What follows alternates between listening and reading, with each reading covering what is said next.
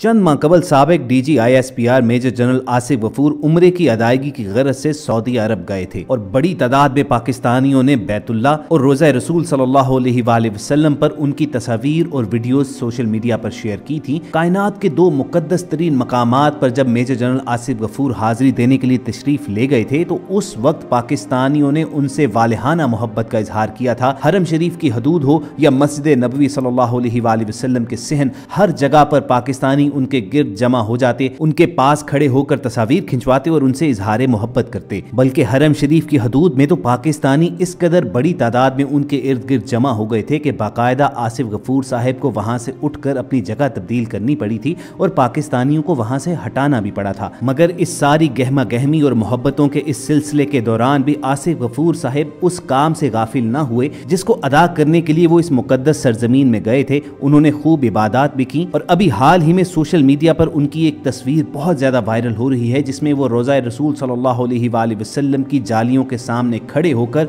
Salute करने के अंदाज में अपना खराज तहसीन पेश कर रहे हैं। अमूमन देखने में यही आता है कि हर मुसलमान जब रोज़ा रसूल सल्लल्लाहु अलैहि वसल्लम की इन जालियों के सामने खड़ा होता है तो वो नजराना दरूद पेश करता है, अपने लिए दुआएं मांगता है। मगर मेजर जनरल आसिफ गफूर साहब ने एक मुनफरिद अंदाज अपनाया और अपने प्यारे आका हजरत मोहम्मद सल्लल्लाहु अलैहि वसल्लम के साथ अपनी अकीदत का इजहार इस सैल्यूट की सूरत में किया। इस सैल्यूट की सिंबॉलिक सिग्निफिकेंस क्या है और मेजर जनरल आसिफ गफूर ने अपनी अकीदत के इजहार के लिए सैल्यूट ही को क्यों मुंतखब किया, इस पर वॉइस डेली की आज की वीडियो में बात करेंगे। मगर हमेशा की तरह वीडियो की शुरुआत से पहले आपको याद दहानी करवा दें कि आप रेड बटन पर क्लिक करके और बेल आइकॉन को प्रेस करके वॉइस डेली के सब्सक्राइबर जरूर बनिए ताकि ऐसी ताज़ा तरीन खबरें आपको हर वक्त और बर वक्त मिलती रहें। दोस्तों, बात की जाए मेजर जनरल आसिफ गफूर के इस सैल्यूट की तो इसके कई सिंबॉलिक पहलू हैं। सबसे पहली बात तो ये है कि ये एक खालिस फौजी अंदाज में अपने आका हजरत मोहम्मद सल्लल्लाहु अलैहि वसल्लम को सलाम पेश किया गया। दूसरा पहलू यह है कि ये फौजी रिवायत है कि जब भी कोई सबॉर्डिनेट अपने सीनियर ऑफिसर के सामने पेश होता है, जब भी कोई जूनियर किसी ऐसे शख्स के सामने पेश होता है जिसके हुक्म का वो मातहत होता है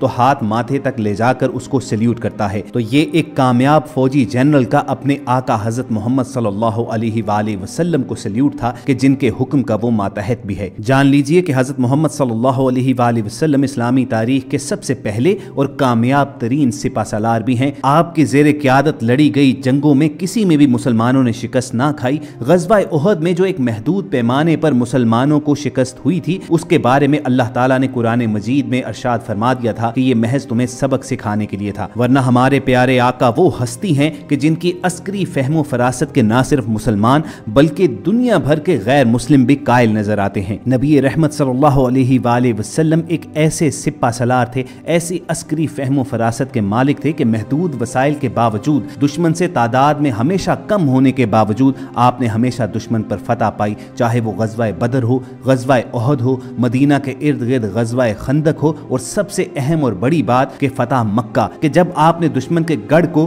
बगैर लड़े ही फतह कर लिया था। तो जब आसिफ गफूर जैसा एक फौजी जनरल रोज़ा रसूल सल्लल्लाहु अलैहि वसल्लम पर हाजिर होता है तो ऐसे बेमिसाल सिपा सलार को एक सैल्यूट करना तो उनका बनता है। और बिलाशुबा इस खूबसूरत तर्ज अमल पर मेजर जनरल आसिफ गफूर भी मुबारकबाद के साथ साथ खिराज तहसीन के लायक हैं। चलिए अल्लाह ताला के हुजूर हम मिलकर दुआ करते हैं कि वो मेजर जनरल आसिफ गफूर को मजीद तरक्कियां और इज्जत अता फरमाए और उन्हें इसी तरह राह रास्त पर ही रखे। इसी दुआ पर वॉइस डेली के इस मुख्तसर से सेशन का इख्तिताम भी करेंगे। बहुत जल्द दोबारा मुलाकात होगी। सुनते रहिए वॉइस डेली।